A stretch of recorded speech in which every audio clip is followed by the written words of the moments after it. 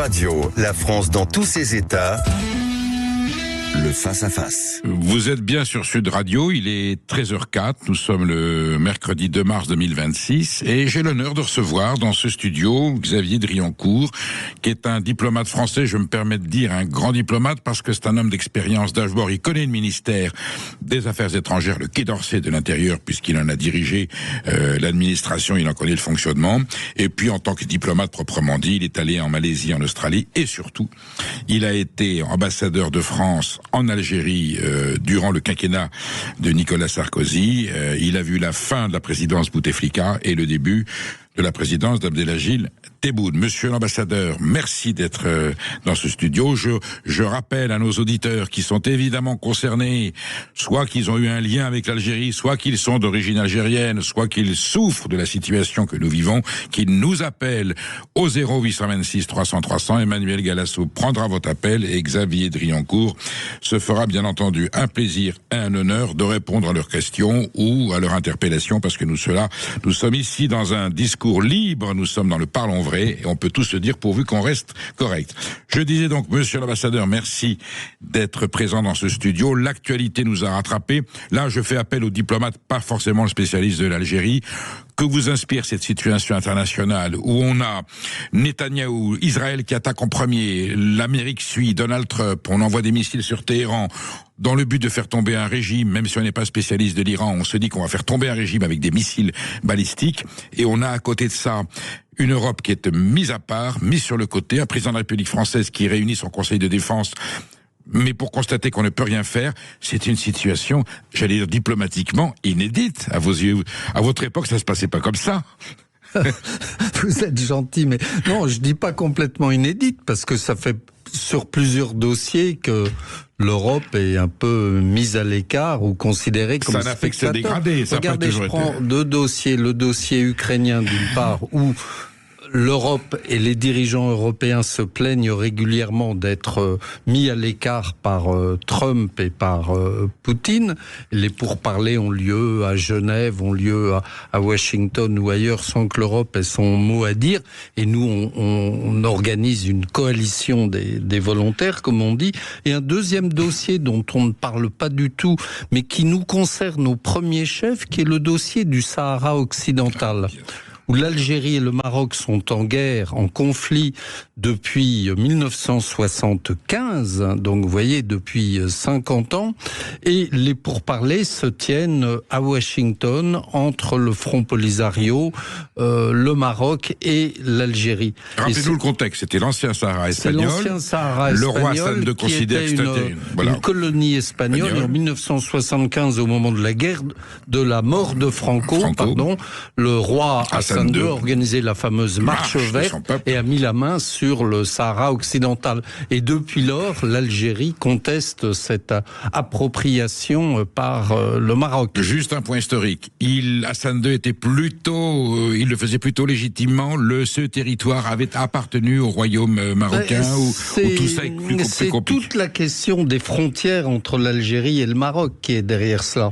Et Hassan II avait essayé, de la part de la France coloniale, de la part de la France qui avait l'Algérie encore à l'époque, et ensuite de la part de l'Algérie indépendante, de rectifier la frontière entre l'Algérie et le Maroc au profit du Maroc, notamment dans cette région du Sahara occidental ou du Sahara algérien, la région de Béchar. Il n'a pas réussi et en 1975, il s'est dit, il y a une occasion trop belle là de revendiquer, de m'approprier le Sahara espagnol. C'était la dernière colonie. Je précise à nos auditeurs que si nous revenons sur cet aspect historique, c'est que c'est au cœur de l'enjeu de la divergence algéro-marocaine. Et la France, si elle choisit l'un, elle se fâche avec l'autre. Si elle choisit l'autre, elle vexe l'un. C'est à l'origine de la crise actuelle avec l'Algérie, puisque c'est la reconnaissance par le président de la République il y a un peu plus d'un an, en juillet 2024, de la marocanité du Sahara occidental qui a généré la rupture avec l'Algérie. Alors que la gauche française soutenait plutôt le Front Polisario, qui était soutenu par l'Algérie. La position française est une position d'équilibre entre l'Algérie et le Maroc. On sentait bien qu'il y avait des sympathies. On renvoyait à l'ONU. Voilà, il y avait des sympathies pour le Front Polisario. Nous étions membres permanents du Conseil de sécurité de l'ONU. Donc on disait aux Marocains, voyez avec l'ONU, on disait aux Algériens, on va voir avec l'ONU. Mais en réalité, on était plutôt pro-marocain déjà, mais sans le dire. Donc Xavier Driancourt, Emmanuel Macron franchit le Rubicon en reconnaissant la marocanité de l'ancien Sahara espagnol, qui donc pour lui est une possession marocaine. Algérienne, qui n'est pas une possession marocaine. Friction avec Rabat. Donc, avec des grosses tensions diplomatiques, Mohamed VI disant « mais je suis pas du tout ami avec Macron » dans une conférence de presse. Aujourd'hui, ce geste pro-algérien de la part du gouvernement français a-t-il permis, j'allais dire, d'assouplir, d'attendrir un petit peu nos relations avec Alger? Le geste, vous parlez de quel geste? Le geste de reconnaître la marocanité. Le geste pro-marocain. Pro-marocain, est-ce que ça a permis vous avez dit pro-algérien. Oui, alors pro-marocain.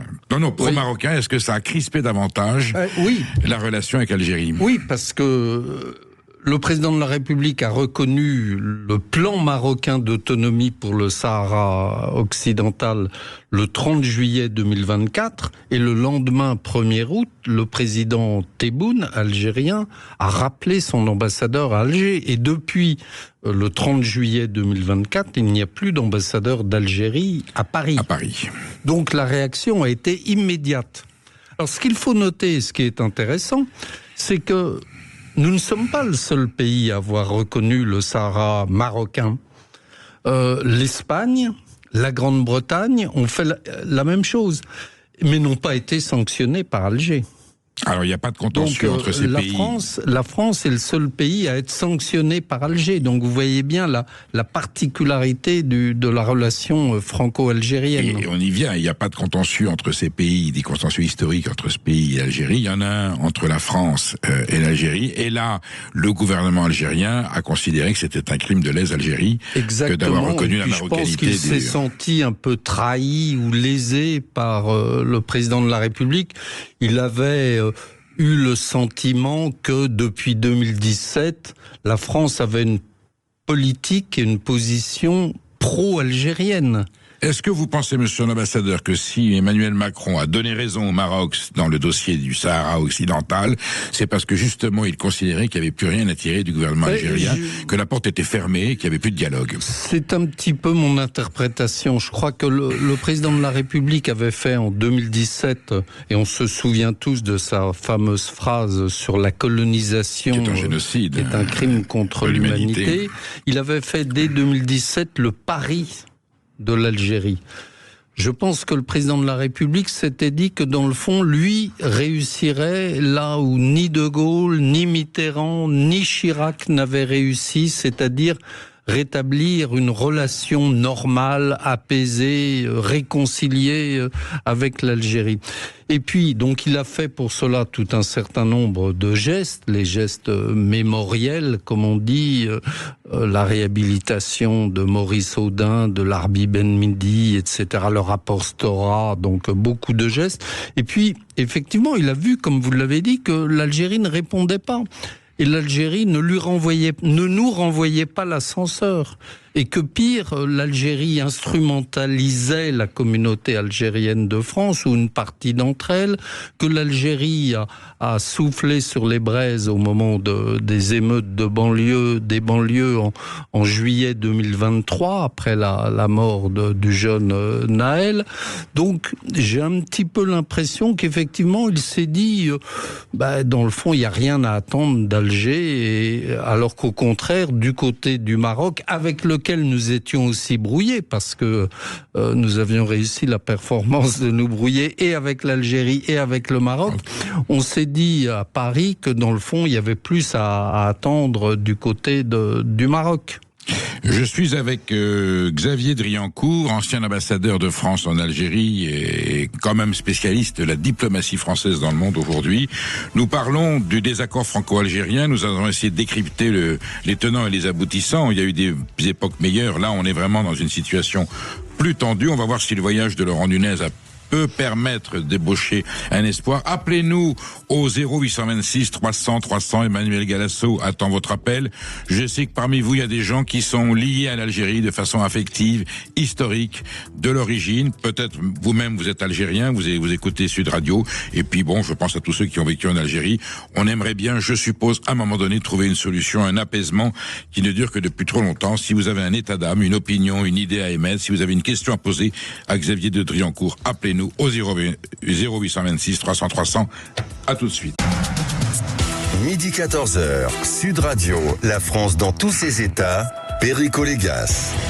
Je reçois Xavier Driancourt, ancien ambassadeur de France en Algérie, donc un homme expérimenté qui a de la mémoire et qui parle librement de la réalité de la situation. Nous essayons de décrypter avec lui une situation qui est compliquée, même les observateurs les plus patentés ont du mal à apporter une conclusion. Est-ce qu'on va pouvoir enfin rétablir une relation assainie avec l'Algérie? Appelez-nous au 0826 300 300 et monsieur l'ambassadeur répondra à votre question. Xavier Driancourt, il n'y a pas eu toujours que des périodes de tension. Il y a eu à un moment donné, depuis l'indépendance, depuis 62, des liens, j'allais dire, plus cordiaux, plus amicaux avec l'Algérie. À quel moment en particulier?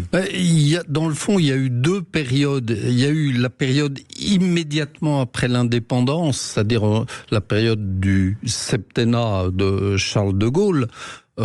Avec Ben Bella lui-même ou non? Oui, où là on voulait tourner la page de la guerre, et puis très sincèrement, je crois, chez le général de Gaulle, comme ensuite chez Georges Pompidou, la volonté de construire quelque chose de nouveau, d'inédit avec l'Algérie. C'est clair. Et puis ensuite, il y a eu les premières difficultés, je dirais, qui sont venues avec la crise pétrolière en 73.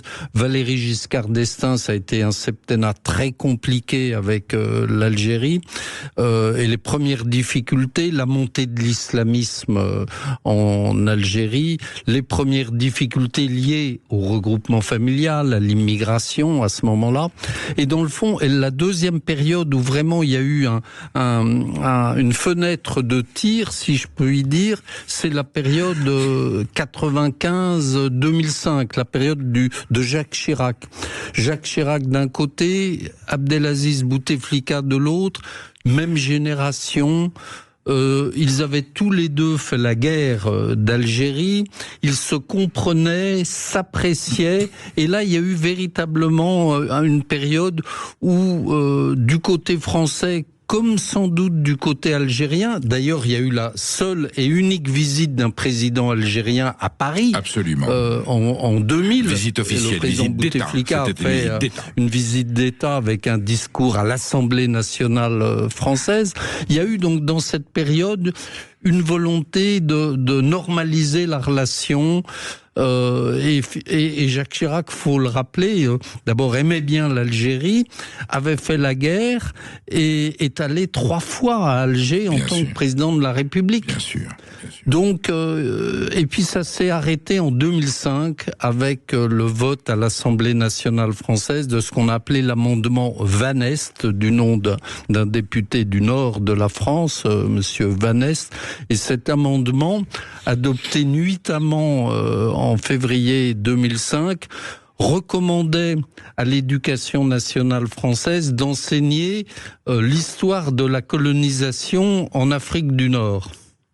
Cet amendement est passé inaperçu et 8 jours après, les historiens français comme algériens ont découvert l'amendement et ont qualifié cela d'amendement sur les bienfaits de la colonisation, alors que ce n'était pas sur les bienfaits de la colonisation, mais il s'agissait simplement d'informer, d'enseigner à l'école cette période coloniale qui n'a pas été qu'une période de crime.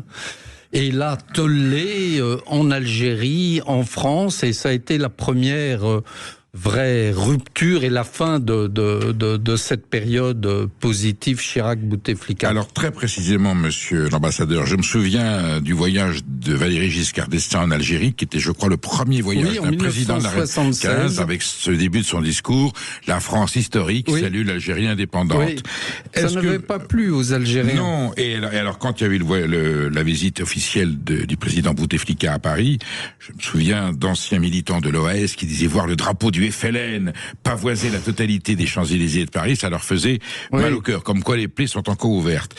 Est-ce que vous pensez, monsieur l'ambassadeur, après on viendra à l'actualité, je voudrais repositionner le débat, est-ce que, sans parler de Nuremberg, est-ce qu'on aurait dû faire un point historique à un moment donné entre les deux pays sur les erreurs, les crimes qui avaient été commis, l'abandon des harkis qui a été une tragédie, il y a eu des meurtres des deux côtés, est-ce qu'il était bon de faire nettoyer le passé ou c'était impossible, c'était encore trop tôt, même en 70, même en 80, d'aborder des questions tellement douloureuses, où il y avait eu tellement de crimes, que ça n'aurait pas pu être fait de façon opposée. Je parle de la question à l'ambassadeur qui a connu sur le terrain, c'est des questions que vous avez dû vous poser vous-même et qu'on s'est posé au Quai d'Orsay. Je crois que justement, dans la période Chirac-Bouteflika, cette possibilité existait. Mais elle se heurtait très rapidement, il ne faut pas l'oublier, c'est le cas encore aujourd'hui, elle se heurtait très rapidement à la nature du système politique algérien. C'est-à-dire le régime algérien, qui n'a pas de légitimité démocratique, tire sa légitimité et sa crédibilité du discours anti-français et de sa lecture de l'histoire qu'il fait en permanence. Donc voilà, cette volonté de faire un reset, en quelque sorte, une mise à plat des problèmes historiques, mémoriels, elle se heurte à cette réalité qui est la nature du pouvoir algérien. Rappelons, monsieur l'ambassadeur, qu'en 1991, le Front islamique du salut, le FIS, gagne les élections législatives, que l'armée fait un coup d'État avec le soutien des démocraties occidentales qui considéraient qu'il était impossible de laisser le pouvoir algérien aux mains des intégristes musulmans. Mais il faut rappeler qu'à ce moment-là, François Mitterrand, président de la République, a fait part de ses réserves. Bien sûr. Il demandait que le processus électoral aille à son terme. Donc vous voyez, on est là, comme à propos de l'Iran tout à l'heure, on est dans une période de lecture de l'histoire où on passait un petit peu à côté de... Où on peut contrarier un suffrage universel au nom de la morale et de la liberté. Monsieur l'ambassadeur, est-ce qu'il y a au sein du gouvernement algérien, de l'exécutif algérien et même du FLN, quand même une faction, comme il y a dans certains régimes un peu totalitaires, une faction qui aimerait une amélioration des relations avec la France? Oui, non pas une faction, mais il y a des hommes, il y a des individus. J'ai certains noms en tête, mais... pour ne pas leur créer de difficultés, je ne vais pas les citer. Des hommes de bonne volonté. Il y a des hommes de bonne volonté, y compris au FLN et y compris dans le pouvoir algérien. Et du reste, j'en ai certains qui m'envoient souvent des signaux ou des petits signes après. Petite parenthèse, le parti a encore la main, le parti officiel. Non, c'est plus aujourd'hui, c'est plus le FLN du temps de Boumedienne et de Bouteflika. Aujourd'hui, c'est l'armée, c'est un mélange de ce qu'on appelle le système algérien. C'est pas réellement ce n'est plus le parti unique de Boumedienne, le FLN. Ce n'est plus le parti dominant FLN de Bouteflika, c'est un régime policier, militaire, mais il y a des hommes de bonne volonté à l'intérieur de ce système, mais le système lui-même, encore une fois, la nature du système, il vit de son discours anti-français. Donc, la rente mémorielle, le président de la République avait parfaitement raison quand il a utilisé ces termes. Et chez nous, le devoir de repentance exigé par une certaine gauche intellectuelle qui n'a fait que jeter de l'huile sur le feu. Il faut dire les choses telles qu'elles sont. Par une faction des intellectuels et demandé ou exigé de plus en plus par l'Algérie. Et justement, je reviens à l'amendement Van Est de 2005, c'est le point de départ de la mutation intellectuelle algérienne. C'est-à-dire que jusqu'en 2005, dans le fond, il ne parlait pas trop de repentance. Mais c'est à partir de 2005 que, notamment le secrétaire général du FLN de l'époque, Abdelaziz Belhadem, a parlé de repentance et a fait voter à l'Assemblée populaire nationale algérienne la première loi sur la criminalisation de la colonisation. Et Bouteflika a mis le haut là en disant non, c'est pas la peine de provoquer les Français avec une loi sur la criminalisation de la colonisation, alors que Tebboune l'a fait voter le 24 décembre 2025. Avec ajout dans l'hymne national algérien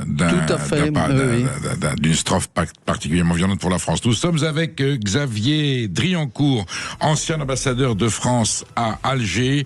Nous décryptons la situation, la réalité. Nous essayons de voir si on peut espérer un jour une amélioration historique et politique et culturelle entre nos deux pays.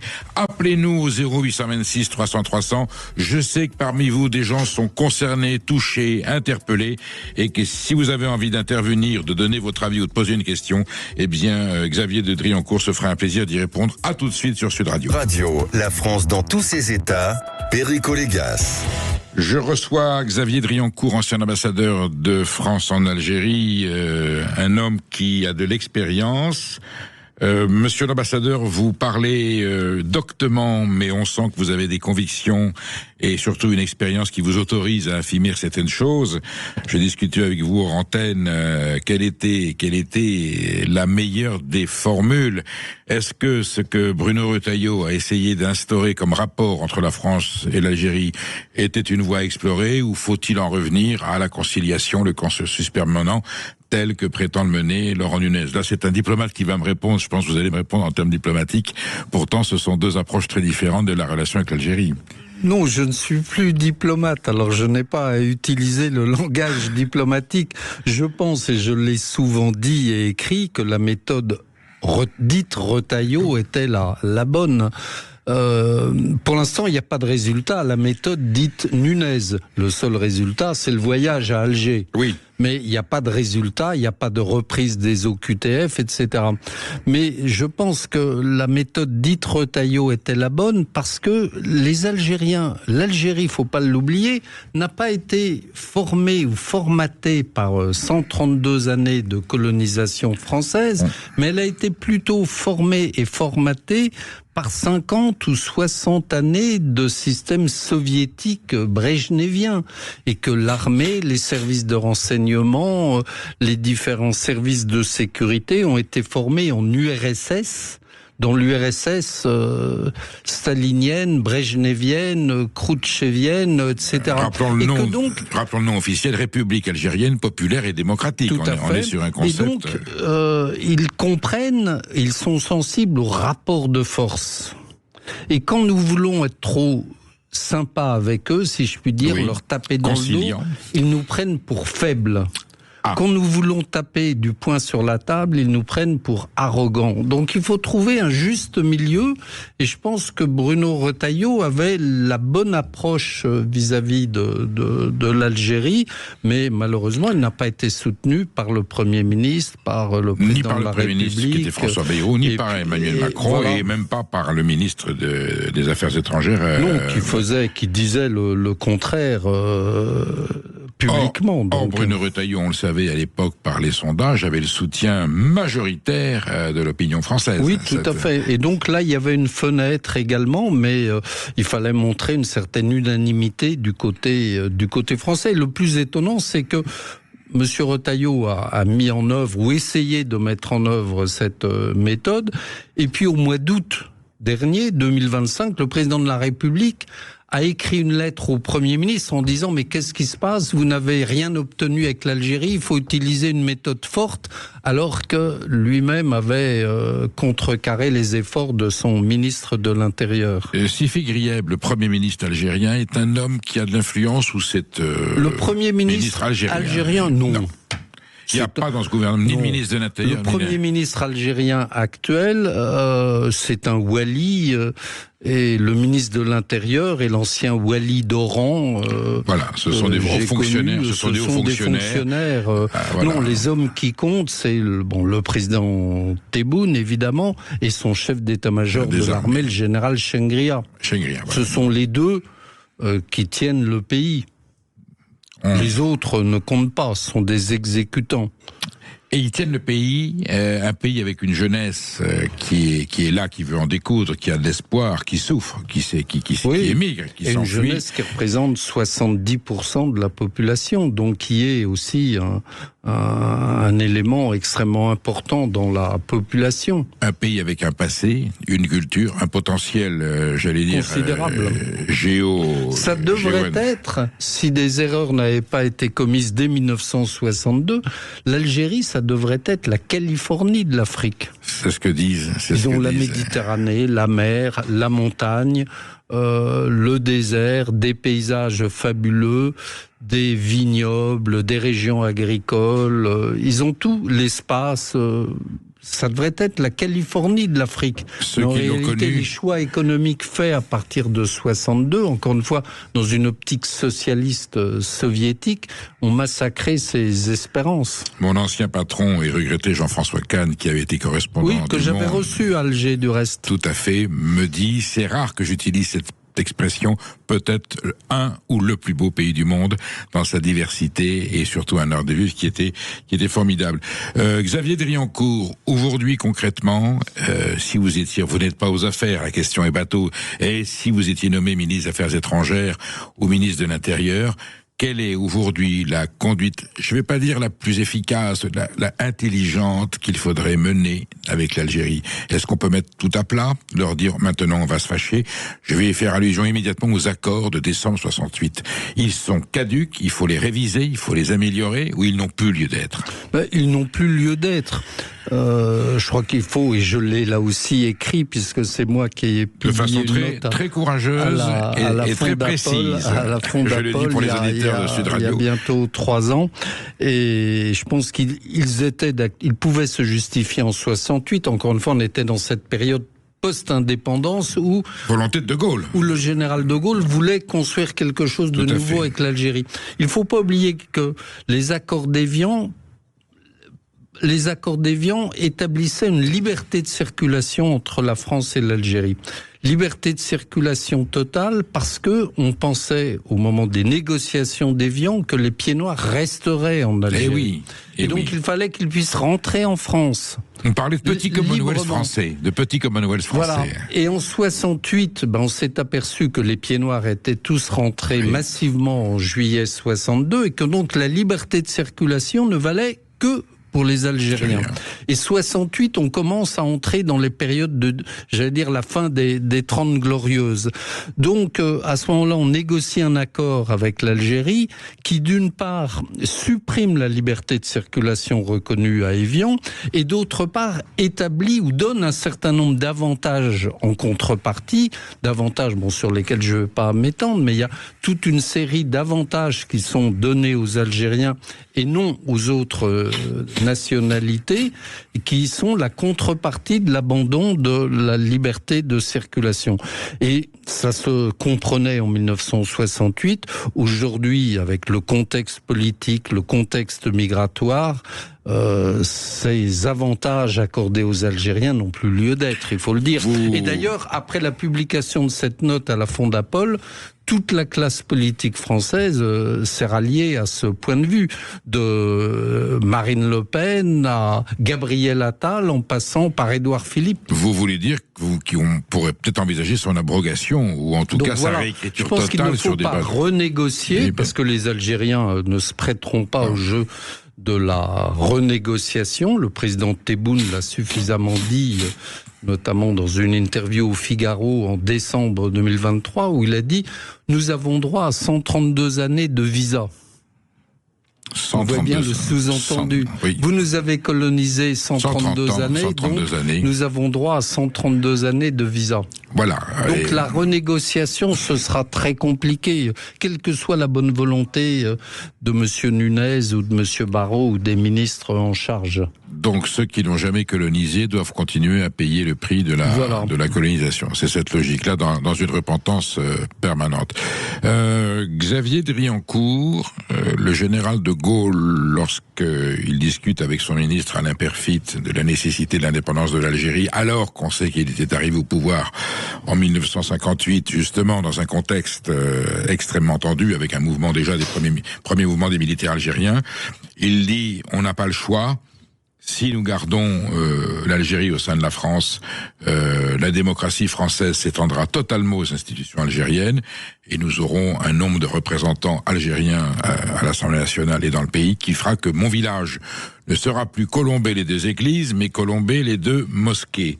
Cette phrase était une pirouette ou c'était une phrase visionnaire? Est-ce que aujourd'hui on peut se poser encore la question? Est-ce que la formule Colombey les 2 mosquées est une réalité qu'on peut envisager dans certains territoires français? C'est une formule, vous dites une pirouette, mais c'est une formule dans le discours du général de Gaulle. Mais il faut regarder la démographie des 2 pays. L'Algérie, en 1962, avait 9,5 millions d'habitants. Aujourd'hui, elle en a 46 millions. Qui serait citoyen français à part entière. Qui serait citoyen français à part entière. Si l'intégration de l'Algérie dans la République française, comme l'avait envisagé De Gaulle dans son discours du 16 septembre 59, il parlait de francisation. Si cette francisation avait eu lieu, il y aurait effectivement 46 millions de citoyens algériens qui seraient des citoyens français. Donc c'était une vision très très réaliste. Il avait raison de s'inquiéter. Monsieur l'ambassadeur, nous avons Rodolphe qui nous appelle de Laméac dans les Hautes-Pyrénées. Bonjour Rodolphe. Bonjour. Bon, Bonjour. Vous connaissez l'Algérie, Rodolphe? Oui. Absolument, puisque j'y suis arrivé en 1963. J'y suis resté 7 ans. Mes parents étaient professeurs à Oran. J'habitais à Oran, peut-être que ça va parler. C'était à la cité Jeanne d'Arc. Voilà. Donc vous étiez dans la coopération, vous n'étiez pas quelqu'un qui quittait l'Algérie, vous y arriviez au moment de l'indépendance. Absolument. Il y avait encore quelques militaires français à Mousser et Merzel-Kébir.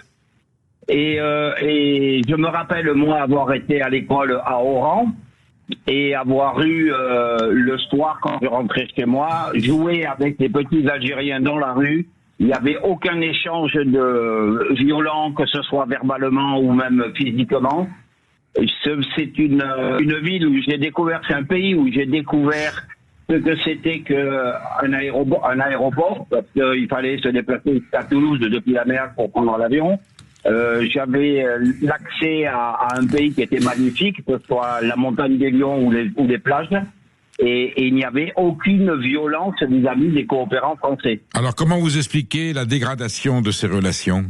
Alors, je pense qu'il y a eu, comme il était expliqué tout à l'heure, un mouvement ou un effet de société avec peut-être des gouvernements, donc après Monsieur Bouteflika et compagnie, qui ont voulu faire payer quelque chose à la France. Et donc, il y a eu cette prise de position de la part d'une certaine jeunesse, et je la trouve encore plus violente en France lorsque je rencontre des Algériens qui sont installés en France, et il y a la génération ancienne même arrive à se plaindre de cette prise de position de ces jeunes qui sont absolument violents verbalement, etc., qui prennent des positions très très dures. Alors que moi, je n'ai pas connu ça de l'Algérie. C'était un pays magnifique où il faisait très bon vivre. Et je tombe des nues chaque fois que j'entends parler de violence, de racailles, etc., quoi. Je comprends pas. Même moi, je n'arrive pas à comprendre. Et pourtant, j'ai traversé le monde, toute l'Afrique et même l'Europe de l'Est. Et c'est vrai que j'avais ressenti quelque chose lorsque les forces soviétiques se sont installés dans le port de Merzel-Kébir. Il y a eu un changement radical. On ne pouvait plus approcher ces secteurs-là parce que c'était gardé par des soldats russes et ainsi de suite. Est-ce que ça vient de là? Est-ce que le déclic s'est passé par là? C'était dans les années 72, 73. Est-ce que ça vient de là? C'est pas possible. À mon avis, c'est pas possible. Rodolphe, Xavier Driancourt va vous répondre dans quelques instants. On se retrouve. Appelez-nous au 0826 300 300. Je reçois l'ancien ambassadeur de France en Algérie. Et évidemment, nous dissertons, nous essayons de comprendre ce qui a pu se passer et surtout s'il reste des lueurs d'espoir pour améliorer la relation entre nos deux nations. À tout de suite sur Sud Radio. Sud Radio. Sud Radio. Parlons vrai. Parlons vrai. Sud Radio le vélo. Midi 14h, Sud Radio, la France dans tous ses états, Perico Légas. Je suis avec Xavier Driancourt. Nous essayons de comprendre ce qui s'est passé en Algérie et voir s'il pourrait y avoir une relation meilleure entre Paris et Alger au vu des souffrances, des malentendus et des crispations qui ont... Nous avions un intervenant à l'instant, monsieur l'ambassadeur. Il allait à peu près dans votre sens. Oui, tout à fait. La soviétisation du régime. Rodolphe, je crois. Rodolphe. Je crois qu'il faisait bien la distinction entre les Algériens en Algérie, qu'il a connus, disait-il, et qui sont extrêmement chaleureux, sympathiques, ouverts. Moi, j'ai été partout où je me suis déplacé pendant mes presque 8 années comme ambassadeur. J'ai été partout extrêmement bien accueilli. La gentillesse de ces gens est quelque chose d'exceptionnel. Qui prouve que la France n'a pas une image calamiteuse. Comme la France n'a pas du tout l'image de l'ancien colonisateur que le pouvoir algérien voudrait diffuser. Mais le problème de la jeune génération, notamment qui est en France, c'est qu'elle se sent mal à l'aise des deux côtés de la Méditerranée, mal intégrée en France, parfois rejetée également en Algérie. Donc c'est une génération qui n'a pas de relation avec la France, avec l'Algérie. Alors elle brandit le drapeau algérien lors des matchs de football. Il y a tous les incidents que nous pouvons connaître, mais ça reflète surtout le fait qu'elle n'est intégrée ni en France ni en Algérie. Est-ce qu'il y a des mauvais esprits, des mauvaises volontés qui au sein du pouvoir algérien entretiennent au sein de la communauté algérienne en France une tension, une animosité? Oui. Est-ce qu'on souffle sur les braises? Oui, et je pense que c'est une grande différence entre le régime Bouteflika et Tebboune. Tebboune a comme modèle Erdogan. Et donc, le président turc qui instrumentalise la communauté turque de France et surtout d'Allemagne. Ouvertement. Et je pense que c'est le modèle pour le régime algérien actuel. Alors que Bouteflika, je dis pas, on n'en avait rien à fiche, mais enfin, les Algériens qui étaient venus s'installer en France, c'était le fruit de l'histoire et c'était pas son problème. Il les considérait comme étant algériens de l'étranger ou étant français d'origine algérienne. Alors que Tebboune, lui, a compris qu'il pouvait influencer finalement le débat politique français grâce à cette partie de la population. Vous considérez, monsieur l'ambassadeur, comme certains observateurs et sociologues et historiens le prétendent, qu'il y a une partie aujourd'hui des Algériens de France et des Algériens en France qui ne veulent pas s'intégrer, encore moins s'assimiler, et qu'ils joueront longtemps, tant qu'ils auront la possibilité de s'exprimer de cette façon, la crispation, la tension et la haine. Oui, c'est une réalité à laquelle nous devons prêter attention, évidemment. Que faire? Quelle main tendre? Celle du bâton? Là, c'est un autre. Ou la branche d'olivier? C'est un autre débat. Je crois que c'est ni le bâton ni l'olivier, mais quand vous arrivez dans un autre pays où vous voulez vous installer, parce que c'est ça la réalité, c'est comme dans le fond, lorsque vous achetez un appartement, le règlement de copropriété, il vous est imposé. Très bel exemple. Quand vous arrivez dans un pays, vous n'avez pas à changer le règlement de copropriété du pays, c'est-à-dire les institutions, la loi, le cadre législatif, administratif du pays. Donc voilà, vous faites le choix d'aller vous installer en Allemagne, en France ou en Grande-Bretagne, vous souscrivez au règlement de copropriété du pays que vous choisissez. Est-ce que la République algérienne, depuis 62, depuis l'arrivée du FLN, donc Ben Bella et Boumedienne, est-ce qu'elle s'est islamisée? Est-ce qu'elle s'est radicalisée du point de vue de l'intégrisme religieux? Oui, et je pense que la décennie noire, qui est la guerre civile algérienne de 1904-2001, en gros... C'est une véritable atrocité, rappelons-le, pour ceux qui étaient jeunes à l'époque. Cette guerre civile entre les islamistes... qui étaient à ce moment-là les barbus qui revenaient d'Afghanistan, beaucoup d'entre eux. Et dont le parti avait gagné les élections législatives. Le Front islamique du Salut avait gagné les élections municipales et aurait gagné les élections législatives si le processus électoral n'avait pas été interrompu. Parenthèse, monsieur l'ambassadeur, pourquoi? Le rejet du pouvoir était tel que la population algérienne voulait... le rejet du pouvoir, le rejet de la corruption, le parti unique, les conditions de vie. Moi, j'étais allé en Algérie déjà à l'époque. Les conditions de vie étaient quand même très difficiles. Pays riche, population pauvre, très pauvre. Donc il y avait un rejet de toute l'institution, de toute la nomenclature algérienne. Et donc la guerre civile a généré quand même un mouvement de rapprochement avec la religion, pour parler simple. On pourrait dire d'islamisation ou de religiosité. Voilà. Et puis ça se traduit encore aujourd'hui finalement avec la poursuite de ce mouvement religieux qui est entretenu par le pouvoir. Le Bouteflika avait réintégré les islamistes dans le jeu politique en leur disant vous déposez vos armes et vous revenez dans la société civile. Mais aujourd'hui, le phénomène nouveau, c'est qu'il y a une alliance tacite entre l'armée et les islamistes, alors qu'ils se sont combattus. Oui. Violemment, mais ils ont le même agenda, c'est-à-dire d'éradiquer, d'éliminer l'influence politique, culturelle, linguistique française. Donc on a en Algérie le même Donc, phénomène. Donc il y a une alliance militaro-islamiste. Qui va à l'encontre de toute possibilité de solution, de réconciliation, de reconstruction d'un avenir commun. Ce que vous dites là est tragique, monsieur l'ambassadeur. C'est tragique, mais je vous disais dans l'intervalle, là, pendant la pause, que je ne suis pas du tout optimiste pour la suite concernant l'Algérie et la relation entre la France et l'Algérie. Si ce n'est à la rigueur et par dépit d'adopter une position de fermeté, de rigueur, telle que Bruno Retailleau a commencé à l'engager. À partir du moment où la réconciliation sur des bases communes est très difficile, voire impossible, il faut que le pays, que la France défende avant tout ses intérêts.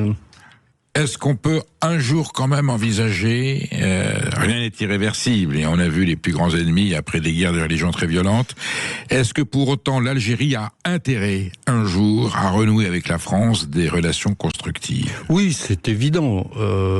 Plus elle que nous. Ou nous aussi? Non, plus elle que nous, l'Algérie, parce que chaque Algérien a un frère, un oncle, un cousin, une grand-mère en France. Donc, il y a un intérêt évident de la part des gouvernements algériens, quels qu'ils soient, à avoir une relation... je dis pas amicale, mais apaisée, normalisée avec la France. Et capacité de nuisance de ces éléments algériens qui sont en France, soit qu'ils soient français, soit qu'ils soient... Donc ça, c'est l'intérêt du gouvernement, des autorités françaises, de faire en sorte que cette population ne soit pas source de grandes difficultés. Certains hauts responsables de la police sont inquiets. Oui, certainement. Et vous êtes inquiet aussi? Vous pensez que ça peut s'aggraver? Il peut y avoir des points de tension? Là, on touche à toute la politique dite d'intégration, aux échecs successifs de cette politique. Mais encore une fois, on revient à ce que nous disions tout à l'heure, l'accord de 68. L'accord de 68 facilite le flux entrant en France. Or, le flux sortant, les OQTF, lui, est bloqué. Donc, il y a un moment où il faut pouvoir débloquer cette situation. Donc, il faut tout simplement que la République retrouve ses prérogatives, sa fermeté, sa dignité, tout en restant la République française, on est d'accord? Oui, mais encore une fois, le règlement de copropriété, c'est-à-dire la Constitution et les institutions approuvées par les Français, voilà, il faut y adhérer, il faut adhérer à ce socle commun, pour reprendre un vocable qu'on utilise par ailleurs, à ce socle juridique, administratif, législatif commun qui est la loi commune pour tous les Français ou pour tous ceux qui vivent sur le territoire français. Au peuple français de choisir les gouvernants qui iront dans un sens ou dans un autre. Voilà la réponse au suffrage universel. Xavier Driancourt, monsieur l'ambassadeur, merci infiniment d'avoir été sur Sud Radio aujourd'hui. Cette conversation a été passionnante. Je me permettrai de faire appel à votre mémoire, à votre expérience, si la situation devait évoluer. Et je pense qu'elle évoluera, espérons, dans le bon sens. Merci à tous. Je vous dis à demain et je vous laisse avec Brigitte Lahaye pour des considérations beaucoup plus attendrissantes. Merci. À demain.